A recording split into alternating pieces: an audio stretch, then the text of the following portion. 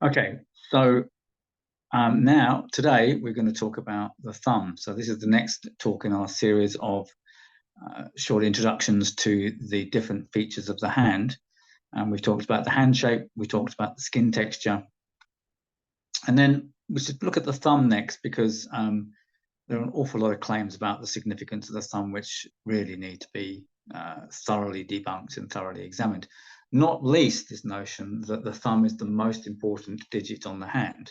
And you get some people, particularly in the Indian palmistry traditions, where they'll say things like, oh, you can do a whole reading on the thumb and the thumb alone. It's so important. It's really significant. You can tell a lot about the person from the thumb. Well, you can, but it's not more important than other features of the hand. It's definitely not as significant as, for example, the fingerprint patterns or the palmar dermatoglyphics.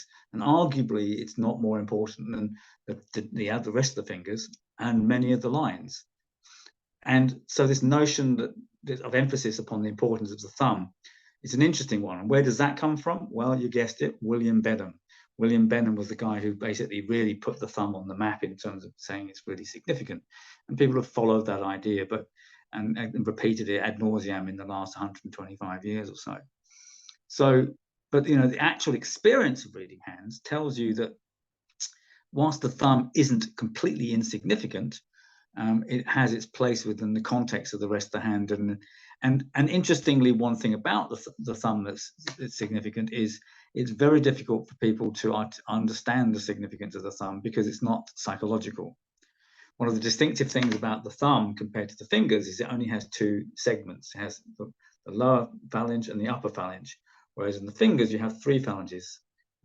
And we correspond them, obviously, with the elements. So you have the earth element in the palm, the water element, the fire element, and the air element in the fingers.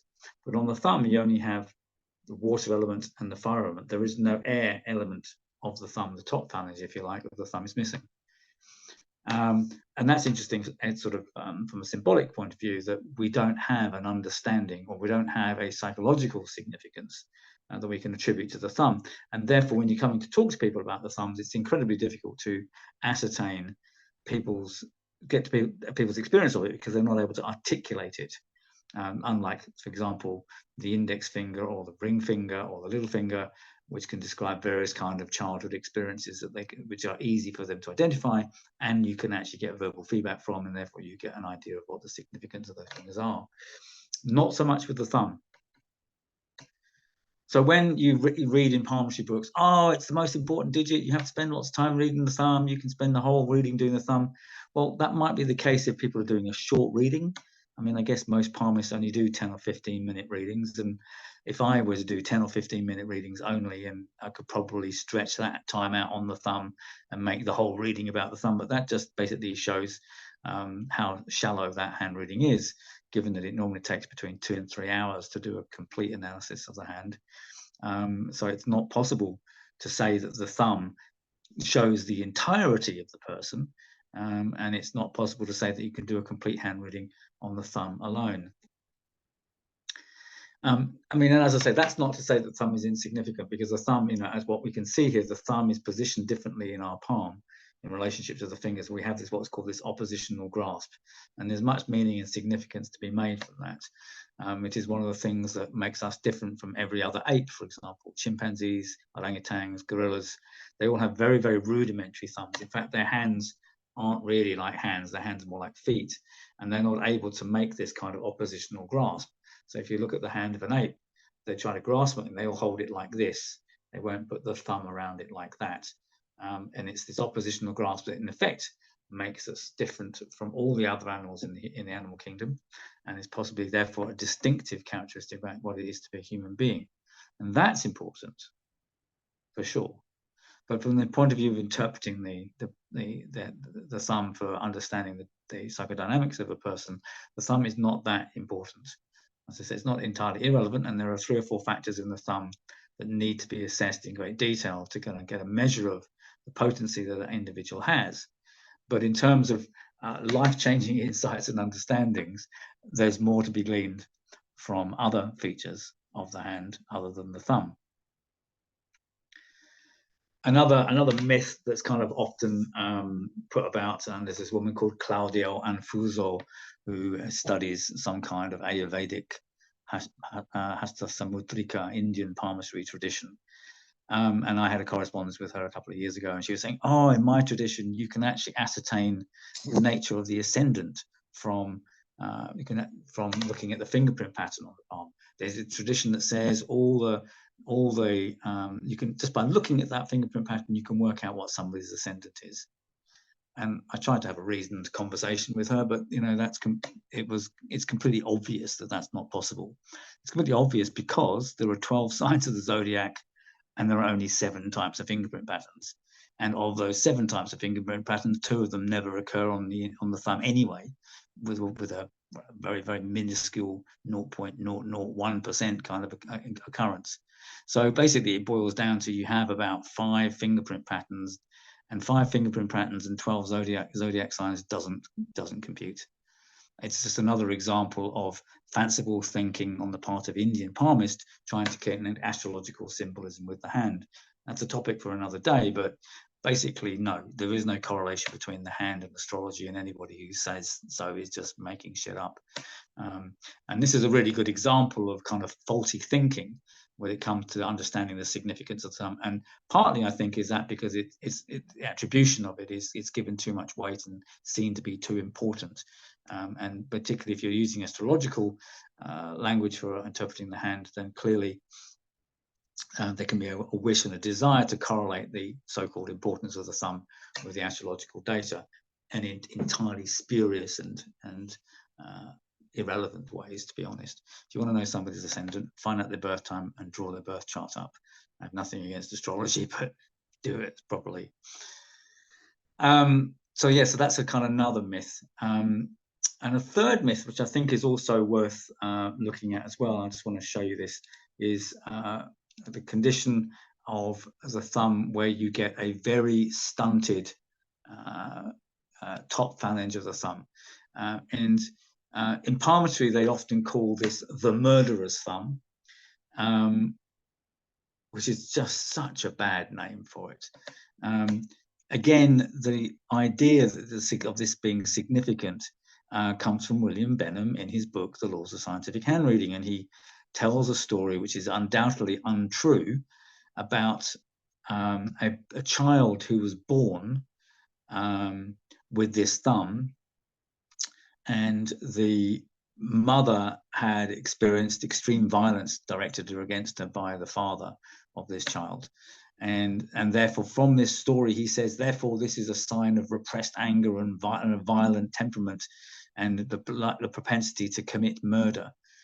So it's kind of like a really doubtful story that he's kind of encountered or made up to kind of explain this particular feature. And of course, because the thumb is seen to be by him to be to do with the will, therefore, if there's a stunted, blunted fingertip shape to the thumb, then that basically indicates that there is something brutish about the will, and therefore something forceful, and that's the kind of bad temper that can lead to sort of a murderous tendency.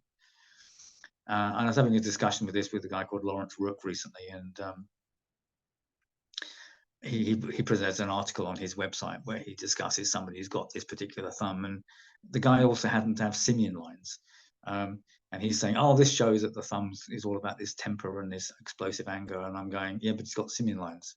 I mean, the simian lines will show that over and above the thumb. And I've encountered this thumb not that often because it's pretty rare, but it's occasionally you come across them. And in some of the most mild-mannered people who don't have a bad temper at all. And I'm not convinced of that particular interpretation, and I'm really convinced that Benham was just making that up as a story to kind of explain it according to his hypothesis. So I think the origin of the name as the murderer's thumb is doubtful, because it gives a bad association to this thumb, which I think is rather gaslighting for people who are born with this particular type of thumb, because actually it's a genetic anomaly.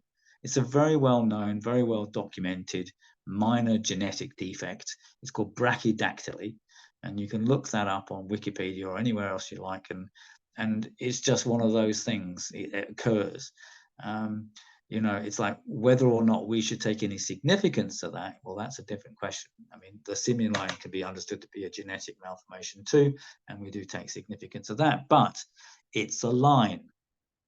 This is the thumb. The thing about lines is we can understand what that signifies from the behavior of the person. We can see what people with Down syndrome are like, and we can see people who've got simian lines who have not got Down syndrome, and we can see what they're like as well. So it's actually relatively easy to track the personality significance, the psychological significances of something like a simian line, where it's not easy to do that with this thumb, partly because they're very rare, and partly because people don't articulate the nature of their thumb because they're unable to. It's like the thumb is to do with things like willpower and decision making. And these are processes that are quite subtle within people's consciousness. And these are the kind of things that go on within them without them necessarily being able to articulate that process in and of itself. And so the fact that there is no air phalange on the thumb, I think symbolically describes that really, really well. So these are a couple of myths that I wanted to explode about the thumb. I think it's important to understand that a lot of the discourse around the significance of the thumb is overblown, or has a doubtful origin and a doubtful basis. And we're only going to get to an understanding of what the thumb is really about once we've cleared away the debris that has been accumulated over the last 125 years. Once again, William Benham in the dock for being a bad influence on the history and the study of handreading. So yeah, if you've been thinking that the thumb is all important, or you're thinking that club thumbs are kind of like a malevolent sign of a bad temper or an explosive, murderous orientation to life, think again. So we will talk about the thumb again at some other point, but I just want to clarify all of that first. But just to say that the thumb is the most important digit in the hand from this point of view, that it is the ability to countermand all the different elements in the hand and all the different features in the hand that we see. This oppositional grasp shows that.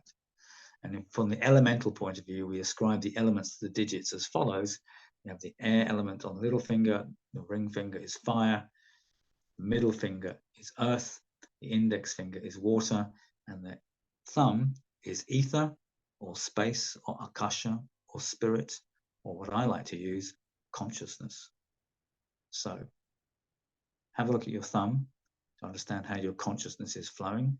Have a look at your thumb to see how your consciousness relates to the other aspects of your manifest being, which is seen by the fingers, the fingerprints, and the lines of the hand.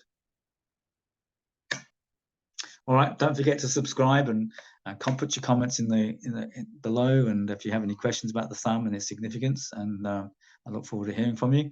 And then we'll move on to the next part, which will be the fingers, and I'll see you soon.